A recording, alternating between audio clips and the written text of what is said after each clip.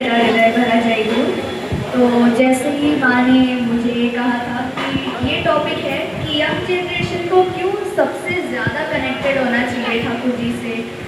तो coming from a Gen Z, मैं Gen Z हूँ और मैं एक यंग जनरेशन को रिप्रेजेंट करती हूँ। ऑफकोर्स मेरी जो जनरेशन है उसको प्रूफ चाहिए, हर एक चीज़ के पीछे साइंटिफिक प्रूफ चाहिए कि ये क्यों है, ये कैसे है, ये सच कैसे है, इसके पीछे का लॉजिक क्या है।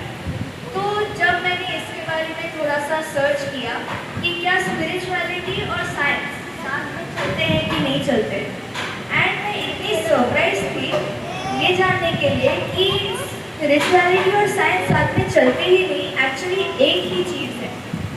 हमने इतना देखा है कि आयुर्वेद हो गया।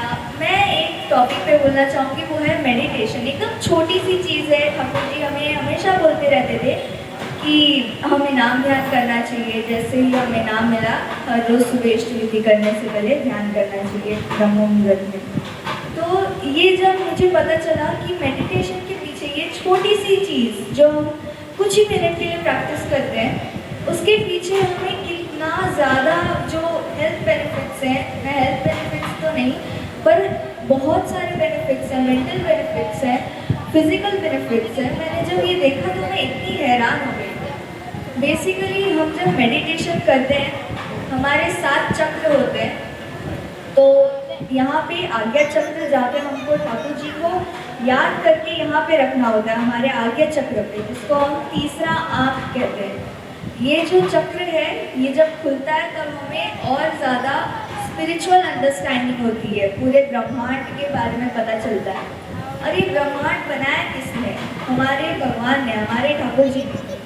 तो जो सच है वो बहुत सुंदर है और जिसने बनाया है वो भी बहुत सुंदर है और वही सच है। तो आई बिलीव कि हम जितना जल्दी शुरू करें उतना ही ठीक है, क्योंकि बुढ़ापे में जब पैर नहीं चलेंगे ठाकुर जी के पास जाने के लिए तब कोई फ़ायदा नहीं है, जब हाथ उनकी पूजा नहीं कर पाएंगे तब कोई फ़ायदा नहीं है, जब मुख उनकी वाणी नहीं बोल पाएंगे तब कोई फ़ायदा नहीं है। तो जब ये सब चल रहे हैं एक साथ, तब ठाकुर जी का गुणगान करने में कोई भी प्रॉब्लम नहीं होनी चाहिए, क्योंकि ये जो छोटी छोटी चीज़ हमें बताया गया है बहुत पहले से, ये प्रैक्टिस करने से इतना ज़्यादा हमें स्पिरिचुअल अपलिफ्टमेंट, लाइफ अपलिफ्टमेंट, खुद को सुधारने का मौका मिलता है। ये जो बहुत ज़्यादा, अब बाहर जाएंगे तो लोग ऐसे फ्लॉन्ट करते हैं कि वी मेडिटेट करके।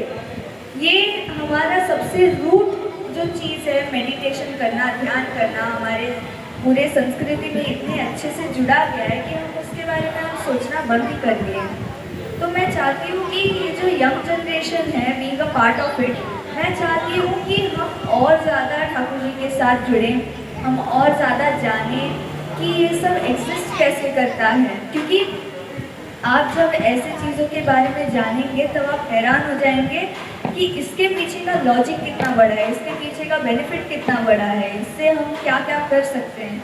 क्योंकि जब खुद को हम संवारेंगे तब हम जाके आगे ठाकुर जी का और प्रणाम, उनको हम उतना और उनकी सेवा कर पाएंगे।